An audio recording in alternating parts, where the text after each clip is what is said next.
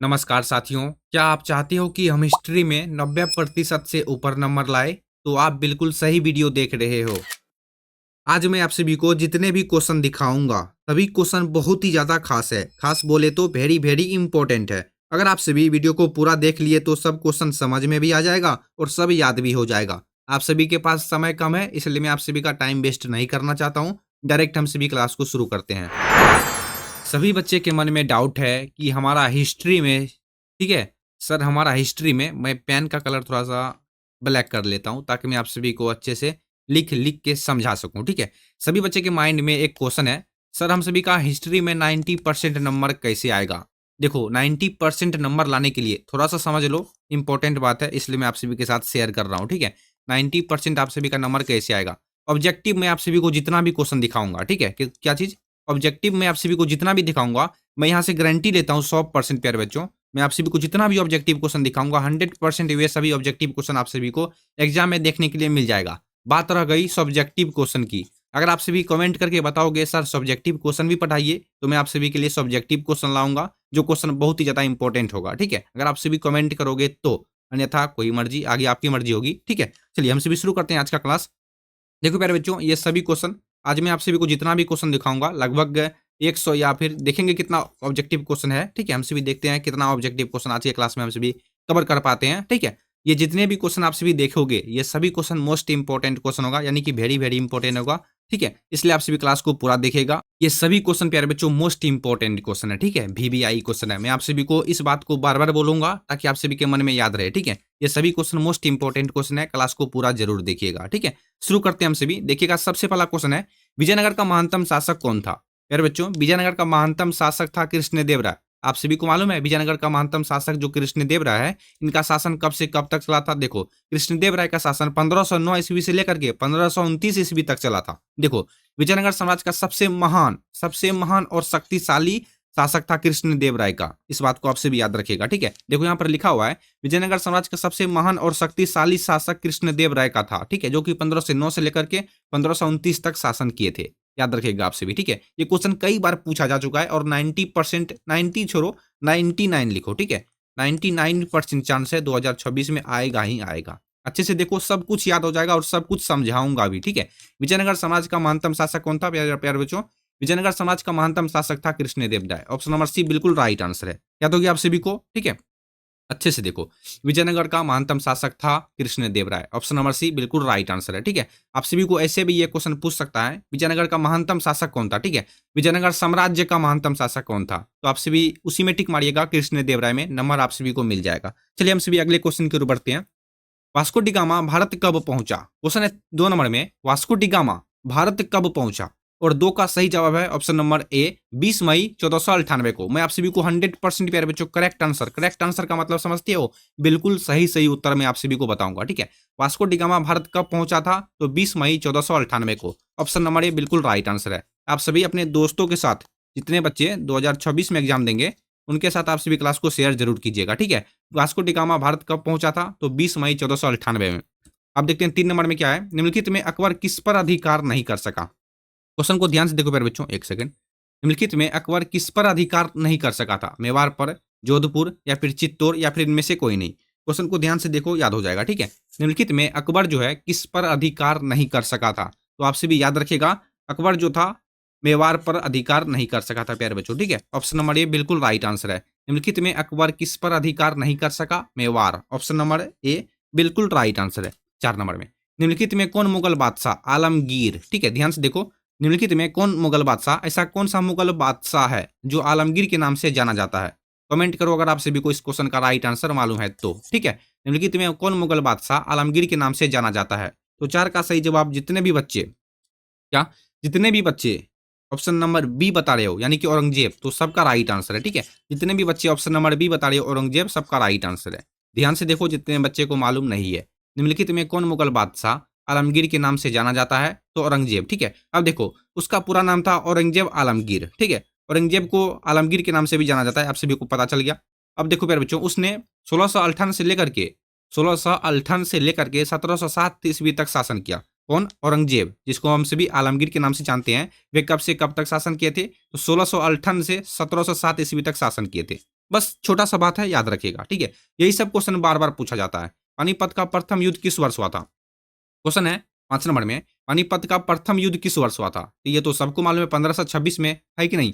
Option number B बिल्कुल right answer है। 5 का perfect answer option number B हो जाएगा, 1526 में। पानीपत का प्रथम युद्ध 1526 में हुआ था, ठीक है। अब देखो, यह युद्ध बाबर और इब्राहिम लोदी के बीच लड़ा गया था। ये जो पानीपत का प्रथम युद्ध हुआ था प्यारे बच्चों 1526 में, किनके बीच हुआ था? तो बाबर और इब्राहिम लोदी के बीच, ठीक है। यहाँ देखो, बाबर और इब्राहिम लोदी के बीच हुआ था 1526 में पानीपत का प्रथम युद्ध। चलिए, भारतीय संविधान के निर्माण में कितने समय लगे थे? मोस्ट इंपॉर्टेंट क्वेश्चन है, ठीक है। वीवीआई लगाते जाओ सभी क्वेश्चन पे। भारतीय संविधान के निर्माण में कितने समय लगे थे? 2 वर्ष 11 महीना 10 दिन, या फिर ये तो गलत है, 2 वर्ष 11 महीना 18 दिन, ये सही होगा, ठीक है। 2 वर्ष 11 महीना 18 दिन, यानी कि ऑप्शन नंबर बी बिल्कुल राइट आंसर है। आपसे भी ध्यान से देखो, सब कुछ याद हो जाएगा प्यारे बच्चों, ठीक है। भारतीय संविधान के निर्माण में कितने समय लगे थे? तो 2 वर्ष 11 महीना 18 दिन। देखो यहाँ पर कुछ लिखा हुआ हिंट में, संविधान ने, देखो संविधान सभा ने अपना कार्य 9 दिसंबर 1946 से शुरू किया था, ठीक है। संविधान सभा ने अपना कार्य 9 दिसंबर 1946 से शुरू कर दिया था। संविधान 26 नवंबर 1949 को पूरा हुआ और इनको लागू कब किया गया? 26 जनवरी 1950 को, ठीक है। समझने वाली बात है। संविधान सभा ने अपना कार्य कब से शुरू कर दिया था? तो 9 दिसंबर 1946 से शुरू कर दिया था इसको, मतलब संविधान को बनाना, ठीक है। और संविधान देखो 26 नवंबर 1949 को पूरा हो गया था बन के, और इनको लागू किया गया था 1950 में, ठीक है। याद रखिएगा। अगला क्वेश्चन देखते हैं, स्वतंत्र भारत के प्रथम गवर्नर जनरल कौन थे? स्वतंत्र भारत के प्रथम गवर्नर जनरल कौन थे? 7 का सही आंसर है option number B, lord Mountbatten, ठीक है। ऑप्शन नंबर बी बिल्कुल सही आंसर हो जाएगा। स्वतंत्र भारत के प्रथम गवर्नर जनरल कौन थे? लॉर्ड माउंटबेटन, ठीक है। याद रखिएगा। 7 का perfect answer option number B. देखो, उन्होंने 15 अगस्त 1947 से 21 जून 1948 तक पद संभाला था। कौन? लॉर्ड माउंटबेटन, ठीक है। उनके बाद सी राजगोपालाचारी भारत के पहले भारतीय गवर्नर जनरल बने थे, ठीक है। याद रखिएगा। स्वतंत्र भारत के प्रथम गवर्नर जनरल थे लॉर्ड माउंटबेटन। और देखो, लॉर्ड माउंटबेटन ने 15 अगस्त 1947 से 21 जून 1948 तक पद को संभाला था। उनके बाद सी राजगोपालाचारी इस पद को संभाले थे। भारत में अस्थायी बंदोबस्त कहाँ लागू किया गया था? भारत में अस्थायी बंदोबस्त, ठीक है। क्वेश्चन को ध्यान से देखो, याद हो जाएगा, ठीक है। क्वेश्चन को याद रखना बहुत ही इंपॉर्टेंट होता है। भारत में अस्थायी बंदोबस्त कहाँ लागू किया गया था? देखो, अस्थायी बंदोबस्त 1793 ईस्वी में लॉर्ड लॉर्ड कॉर्नवालिस द्वारा लागू किया गया था, ठीक है। इसका सबसे पहला और मुख्य क्षेत्र था बंगाल प्रेसिडेंट, ठीक है। बंगाल प्रेसिडेंट, जिसमें शामिल थे बंगाल, बिहार, उड़ीसा। नहीं समझे? फिर से समझो। भारत में अस्थायी बंदोबस्त कहाँ लागू किया गया था? देखो, भारत में अस्थायी बंदोबस्त प्यारे बच्चों कहाँ लागू किया गया था? ऑप्शन नंबर ए होगा बंगाल में, ठीक है। ऑप्शन नंबर ए बिल्कुल राइट आंसर है। भारत में अस्थायी बंदोबस्त बंगाल में लागू किया गया था, और इनको 1793 ईस्वी में लॉर्ड लॉर्ड कॉर्नवालिस द्वारा लागू किया गया था। इसका सबसे पहला और मुख्य क्षेत्र कौन कौन था जिसमें शामिल थे? देखो, बंगाल थे, बिहार थे, उड़ीसा थे। याद रखिएगा, ठीक है। भारत में अस्थायी बंदोबस्त कहाँ लागू किया गया था? तो बंगाल में। ऑप्शन नंबर ए बिल्कुल राइट आंसर है। अब देखते हैं हम सभी 9 नंबर में, निम्नलिखित में किसका प्रकाशन अब्दुल कलाम आजाद ने किया? निम्नलिखित में किसका प्रकाशन अब्दुल कलाम आजाद ने किया? न्यू इंडिया, अल हिलाल, यंग इंडिया, या फिर कामरेड? बताइए, 9 का सही आंसर क्या होगा? निम्नलिखित में किसका प्रकाशन अब्दुल कलाम आजाद ने किया? तो 9 का सही जवाब ऑप्शन नंबर बी, अल हिलाल, ठीक है। अल हिलाल एक पत्र है, ठीक है। अल हिलाल प्यारे बच्चों एक पत्र है जिसका प्रकाशन अब्दुल कलाम आजाद ने 1912 में शुरू किया था, ठीक है। अल हिलाल क्या है? अल हिलाल एक पत्र है जिसका प्रकाशन अब्दुल कलाम आजाद ने किया। जब जो कब किया था? तो 1912 में किया था, ठीक है। चलिए 10 नंबर में, गेटवे ऑफ इंडिया का निर्माण कब हुआ था? गेटवे ऑफ इंडिया का निर्माण, यहाँ पर बहुत बच्चे कंफ्यूज हो जाते हैं। मैं आप सभी को थोड़ा सा डिटेल में समझा देता हूँ, ठीक है। देखो, गेटवे ऑफ इंडिया का निर्माण शुरू हुआ था, इनको मतलब बनाना ये कब शुरू हुए थे? तो 1911 में शुरू हुए थे, ठीक है। जब राजा जॉर्ज पंचम भारत आए, ठीक है। बनते बनते 1911 से 1924 तक काम चली, ठीक है। बनते बनते 1911 से लेकर के 1924 तक काम चला था। 13 साल लगे पूरा बनने में, पूरी तरह बना 1924 ईस्वी में, ठीक है। एक बार फिर से समझ लो, याद हो जाएगा। गेटवे ऑफ इंडिया को बनाना कब शुरू किया गया था? तो 1911 में शुरू किया गया था, जब राजा जॉर्ज पंचम भारत आए थे, ठीक है, उस समय। बनते बनते 1911 से लेकर के 1924 तक काम चला था, ठीक है। इनको बनने में 13 साल लगा, ठीक है। गेटवे ऑफ इंडिया को बनने में कितना साल लगा? 13 साल लगा, ठीक है। और पूरी तरह से बन के कब तैयार हुए? तो 1924 में। याद होगी आप सभी को, गेटवे ऑफ इंडिया का निर्माण कब हुआ था? तो 10 का सही जवाब ऑप्शन नंबर सी, ठीक है, 1911 में। अगर आप सभी को ये क्वेश्चन पूछे कि गेटवे ऑफ इंडिया का निर्माण कब हुआ था? तो 1911 में, ठीक है। अगर आप सभी को ये पूछे गेटवे ऑफ इंडिया बन के कब तैयार हुआ था? तो 1924 में, आप सभी याद रखिएगा, ठीक है। और इनको बनाने में कितना समय लगा था? तो 13 साल का समय लगा था, ठीक है। और इस क्वेश्चन का सही जवाब ऑप्शन नंबर सी होगा, 1911 में। गेटवे ऑफ इंडिया का निर्माण कब हुआ था? 1911 में। ठीक है, चलिए शुरुआती, क्योंकि हम सभी को ये जो क्वेश्चन पूछ रहा है गेटवे ऑफ इंडिया का निर्माण, तो निर्माण का मतलब होता है शुरुआत। ठीक है, निर्माण का मतलब होता है शुरुआत, याद रखिएगा, इसलिए इसका जवाब 1911 होगा। जलियांवाला बाग हत्याकांड किस वर्ष हुआ? क्वेश्चन है 11 नंबर में, प्यारे बच्चों ध्यान से देखो। जलियांवाला बाग हत्याकांड 13 अप्रैल 1919 में हुआ था। ठीक है, ये क्वेश्चन मैं आप सबको कई बार बता चुका हूँ। ठीक है, जो जिनका स्थान है अमृतसर पंजाब में। जलियांवाला बाग हत्याकांड किस वर्ष हुआ था? तो 13 अप्रैल 1919 को। ठीक है, और कहां पर हुआ था? तो अमृतसर पंजाब में। ऑप्शन नंबर ए बिल्कुल सही आंसर हो जाएगा। ठीक है, चलिए शेख मोइनुद्दीन चिश्ती की दरगाह कहां पर स्थित है? क्वेश्चन है 12 नंबर में, शेख मोइनुद्दीन चिश्ती की दरगाह कहां पर स्थित है? तो आगरा में, दिल्ली में, अजमेर में, या फिर फतेहपुर सिकड़ी में? तो 12 का सही जवाब होगा ऑप्शन नंबर सी। ठीक है, अजमेर में, जो कि राजस्थान में शायद पड़ता है। हाँ, राजस्थान में। ठीक है, राजस्थान में प्यारे बच्चों पड़ता है, याद रखिएगा। ठीक है, शेख मोइनुद्दीन चिश्ती की दरगाह कहां पर स्थित है? यहाँ देखो, शेख मोइनुद्दीन चिश्ती की दरगाह अजमेर में है, जो कि राजस्थान में पड़ता है। ठीक है, याद रखिएगा। 13 नंबर में देखते हैं, आइन ए अकबरी कितने भागों में विभक्त है? यानी कि कितने भागों में बटी हुई है? आइन ए अकबरी कितने भागों में बटी हुई है? बताइए, कितने बच्चों को मालूम है? आइन ए अकबरी कितने भागों में विभक्त है? तो 13 का सही जवाब जितने भी बच्चे ऑप्शन नंबर डी बता रहे हो, यानी कि 5, सबका सही आंसर है। ठीक है, आइन ए अकबरी कितने भागों में विभक्त है? 5 भागों में विभक्त है। गोपुरम का संबंध किससे है? मैंने आप सभी को ये भी क्वेश्चन बताया है। ठीक है, गोपुरम का संबंध मंदिर से है। ठीक है, ऑप्शन नंबर ए बिल्कुल राइट आंसर है। गोपुरम का संबंध किससे है? मंदिर से है। ठीक है, 14 का सही जवाब ऑप्शन नंबर ए मंदिर से हो जाएगा। ठीक है, चलिए अगला क्वेश्चन देखते हैं हम सभी 15 नंबर में। यहाँ देखो प्यारे बच्चों, गोपुरम के बारे में कुछ लिखा हुआ है, मैं आप सभी को समझा देता हूँ। ठीक है, खास करके द्रविड़ शैली के मंदिरों में ऊंचे ऊंचे मुख्य द्वार, ठीक है, टावर, जिसे हम सभी टावर बोलते हैं, टावर को गोपुरम कहते हैं। नहीं समझे? एक बार फिर से पढ़ लो। खास करके द्रविड़ शैली के मंदिरों में, द्रविड़ शैली के मंदिरों में ऊंचे ऊंचे मुख्य द्वार, टावर को हम सभी गोपुरम कहते हैं। ठीक है, ये ज्यादातर तमिलनाडु, कर्नाटक, केरल, आंध्र प्रदेश के मंदिरों में देखने को मिलते हैं। ठीक है, क्या चीज? तो ये देखो, खास करके द्रविड़ शैली के मंदिर में ऊंचे ऊंचे मुख्य द्वार, टावर को गोपुरम कहते हैं। ठीक है, गोपुरम ये मत समझिए कि गौशाला, गोपुरम का मतलब दूसरा चीज होता है। ठीक है, जो आपसे भी समझ गए होंगे। गोपुरम का मतलब हो गया जैसे बड़े बड़े, जैसे कि मैं ये जो देखो तमिलनाडु, कर्नाटक, केरल जो है, यहाँ के मंदिरों में बड़े बड़े दीवार हैं। ठीक है, जिसे हम सभी गोपुरम बोलते हैं। चलिए, शिमला सम्मेलन हुआ था, 15 में क्वेश्चन है, 15 नंबर में, शिमला सम्मेलन कब हुआ था? देखो, शिमला सम्मेलन प्यारे बच्चों 1944 में, 1945 में, 46 में, 1947 में, शिमला सम्मेलन कब हुआ था? तो 15 का सही जवाब होगा ऑप्शन नंबर बी, 1945 में। ठीक है, शिमला सम्मेलन 1945 में हुआ था। देखो, 25 जून 1945 से लेकर के 14 जुलाई 1945 तक चला था। ठीक है, इनका स्थान है शिमला, हिमाचल प्रदेश। ठीक है, शिमला कहाँ पर पड़ा था? तो हिमाचल प्रदेश में पड़ा था। ठीक है, शिमला सम्मेलन कब हुआ था? तो 1945 में। ऑप्शन नंबर बी बिल्कुल राइट आंसर है। इनकी तारीख है 25 जून 1945 से लेकर के 14 जुलाई 1945 तक। ठीक है, जो कि हिमाचल प्रदेश में पड़ता है। राखलदास बनर्जी को मोहनजोदड़ो के अवशेष किस वर्ष मिले?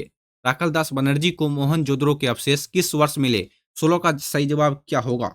16 का सही जवाब होगा ऑप्शन नंबर बी, 1922 में। ठीक है, याद रखिएगा, ये सभी क्वेश्चन मोस्ट इंपोर्टेंट क्वेश्चन है। ठीक है, एक्सपेंसिव क्वेश्चन है। ठीक है, वायरल क्वेश्चन है।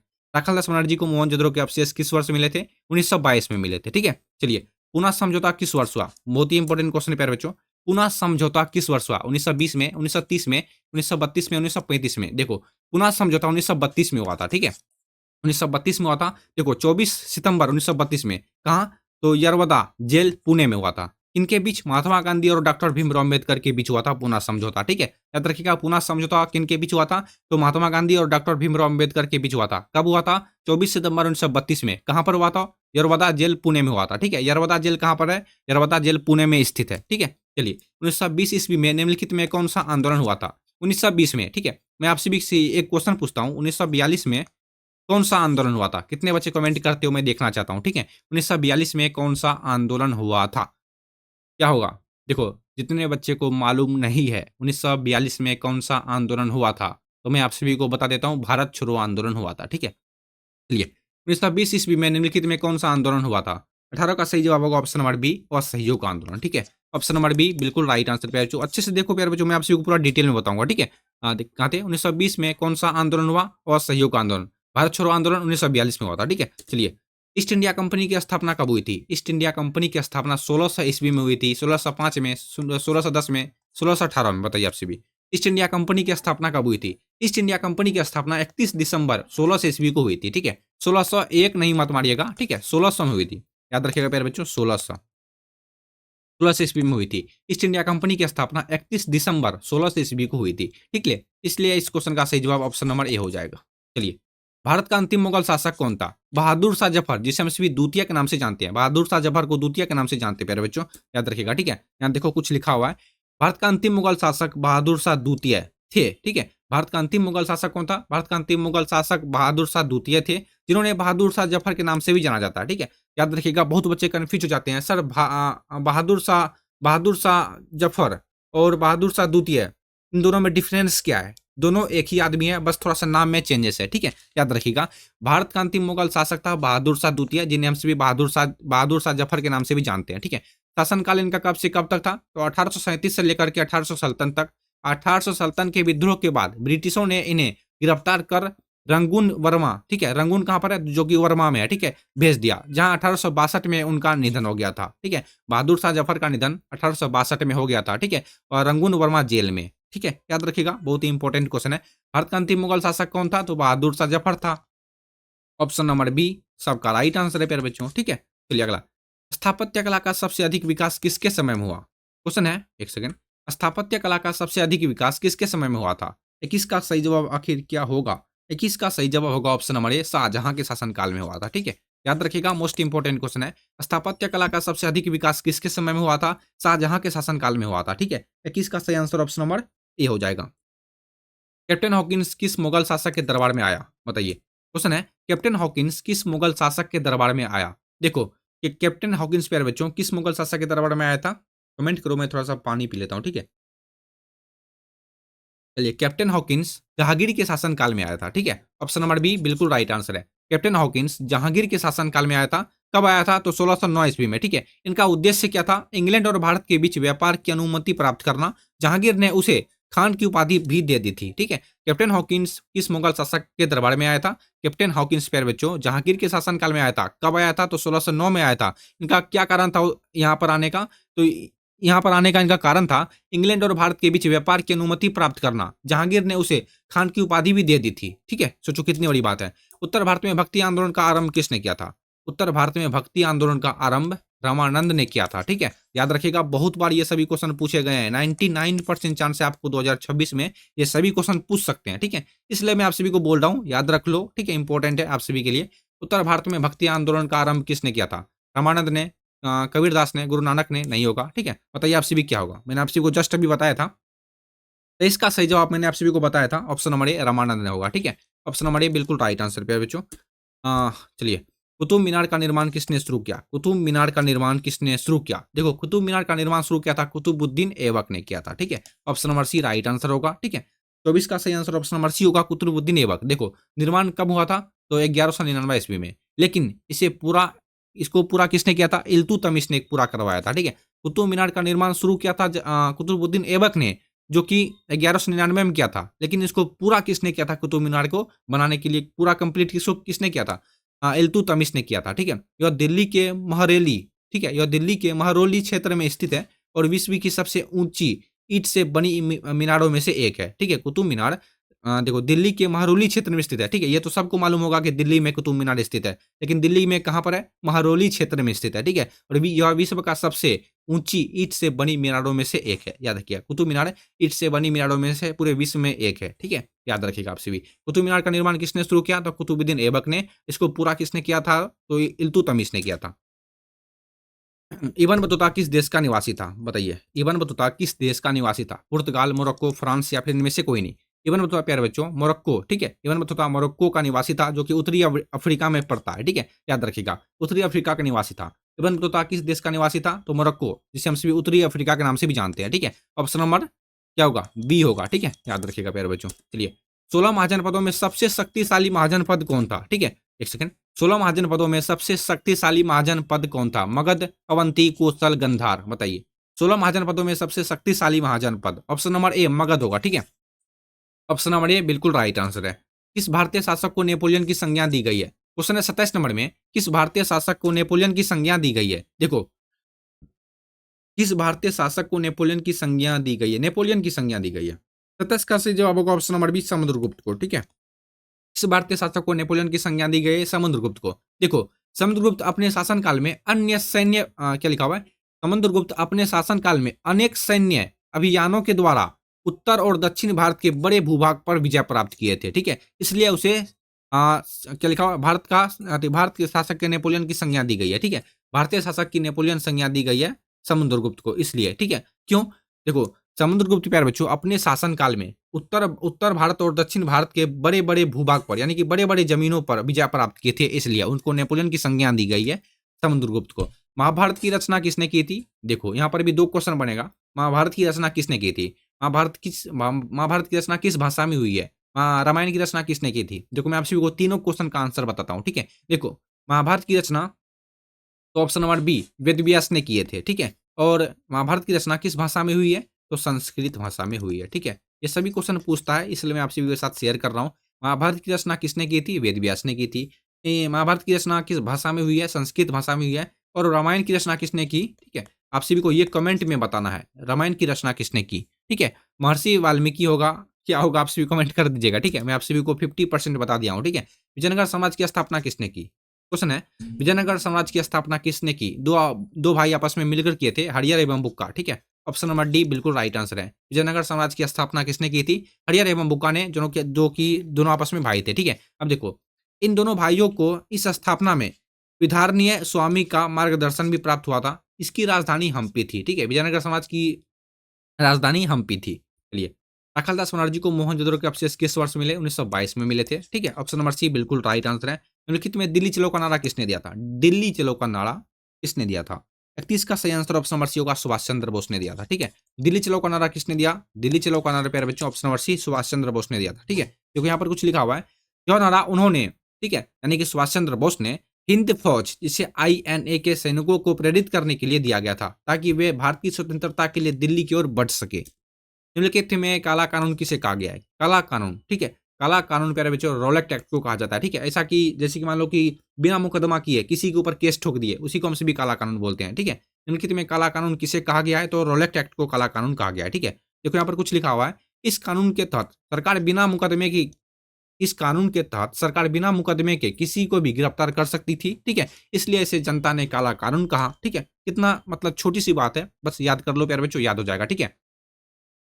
1942 में निम्नलिखित में कौन सा आंदोलन हुई? देखो ये भी क्वेश्चन पूछ लिया। 1942 में भारत छोड़ो आंदोलन हुआ था, ऑप्शन नंबर ए बिल्कुल राइट आंसर है, ठीक है। चलिए, जो आंदोलन महात्मा गांधी के नेतृत्व में शुरू हुआ था, ठीक है। ये जो भारत छोड़ो आंदोलन था प्यारे बच्चों, महात्मा गांधी के नेतृत्व में शुरू हुआ था। इसे अगस्त क्रांति भी कहा जाता है। यह नारा था करो या मरो का नारा, ठीक है।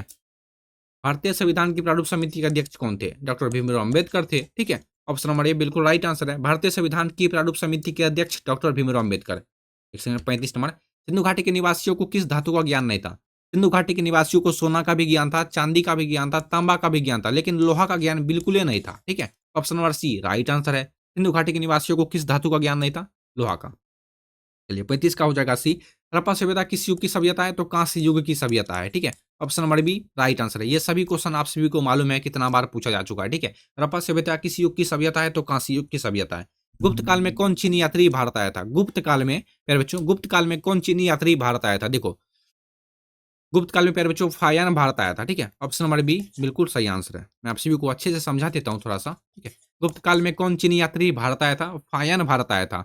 वह चंद्रगुप्त द्वितीय विक्रमादित्य के शासन काल में भारत आया था, ठीक है। गुप्त काल, ठीक है प्यारे बच्चों, गुप्त काल में कौन चीनी यात्री भारत आया था? तो फायान आया था। और फायान किसके शासन काल में आया था? चंद्रगुप्त द्वितीय विक्रमादित्य के शासन काल में भारत आया था, ठीक है। उसका मुख्य उद्देश्य था, यानी कि फायान का मुख्य उद्देश्य था बौद्ध धर्म के ग्रंथों को एकत्रित करना, ठीक है। एकत्र करना का मतलब इकट्ठा करना।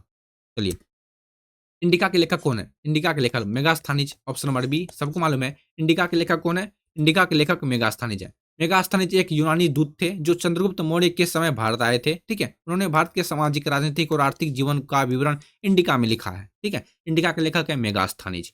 अशोक किस वंश का शासक था? अशोक तो सबको मालूम है, अशोक मौर्य वंश का शासक था, ठीक है। चलिए, बंगाल विभाजन की घोषणा किस वर्ष हुई थी? बंगाल विभाजन की घोषणा किस वर्ष हुई थी? कमेंट में बताओ अगर आपको मालूम है तो, ठीक है। बंगाल विभाजन की घोषणा प्यारे बच्चों किस वर्ष हुई थी? ऑप्शन नंबर बी 1905 में, ठीक है। 1905 में बंगाल विभाजन की घोषणा हुई थी। पुर्तगालियों ने गोवा पर कब अधिकार किया था? पुर्तगालियों ने गोवा पर 1510 ईस्वी को अधिकार किया था, ठीक है। याद रखिएगा, ये सभी क्वेश्चन बहुत ही ज्यादा खास क्वेश्चन है। पानीपत का प्रथम युद्ध किस वर्ष हुआ था? 1526 में हुआ था। ऑप्शन नंबर बी, ठीक है। ऑप्शन नंबर बी होगा इस क्वेश्चन का सही आंसर। पानीपत का प्रथम युद्ध 1526 में होगा, ठीक है। अकबरनामा की रचना किसने की? अकबरनामा की रचना किसने की? अबुल फजल अल बरनी, अभी इब्न बतूता। आखिर क्या होगा इस क्वेश्चन का सही आंसर? अकबरनामा की रचना किसने की? 43 का सही आंसर होगा ऑप्शन नंबर बी, ठीक है, अबुल फजल। याद रखिएगा, ऑप्शन नंबर बी बिल्कुल सही आंसर है, अबुल फजल, ठीक है। चलिए अगला क्वेश्चन, कौन मुगल बादशाह आलमगीर के नाम से जाना जाता है? ठीक है, ये भी क्वेश्चन पूछा जा चुका है, ठीक है। कौन मुगल बादशाह आलमगीर के नाम से जाना जाता है, बताइए।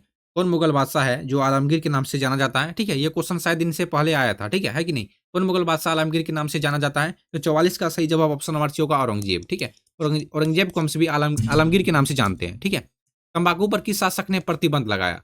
तंबाकू पर प्यारे बच्चों किस शासक ने प्रतिबंध लगाया था? जहांगीर ने लगाया था, ठीक है। तंबाकू को किसने रोका था? जहांगीर ने रोका था। इसको स्टार्ट किसने किया था? तो शाहजहां ने किया था, ठीक है। चलिए, हम्पी किस साम्राज्य से संबंधित है?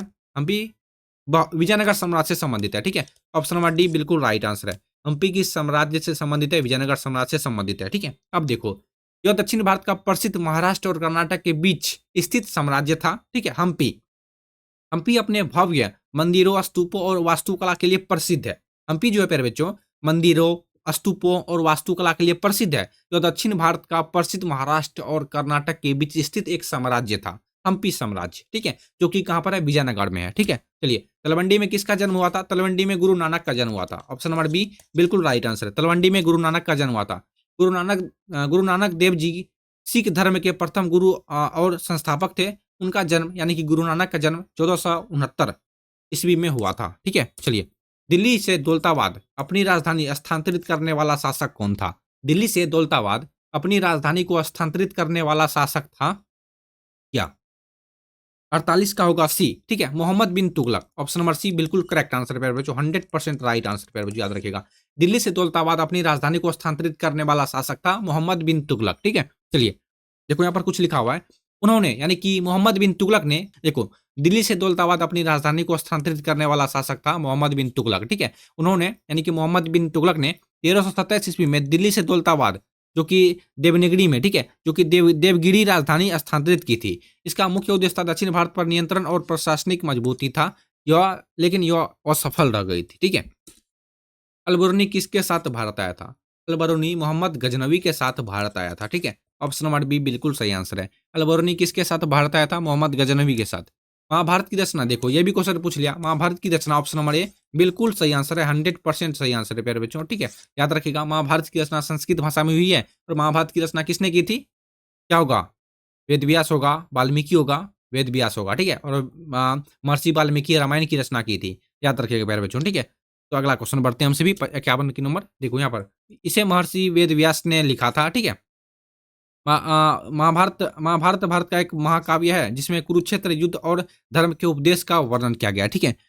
तो अगला क्वेश्चन देखते हैं हम सभी 51 शायद 50 नंबर, देखो प्यारे बच्चों, वीडियो का लेंथ यानी कि वीडियो लंबा हो जाने के कारण इस क्लास में आप सभी को 50 क्वेश्चन दिखा रहा हूं, ठीक है। बाद बाकी 50 क्वेश्चन मैं आप सभी को अगले क्लास में दिखाऊंगा। अगर आप सभी को ये वीडियो अच्छी लगी हो तो वीडियो को लाइक कर देना, दोस्तों के साथ शेयर कीजिएगा, चैनल को सब्सक्राइब कीजिएगा। तब तक आप सभी पढ़ते रहिए, मुस्कुराते रहिए। तब तक मिलते हैं हम सभी अगले वाली वीडियो में। तब तक के लिए जय हिंद, जय भारत।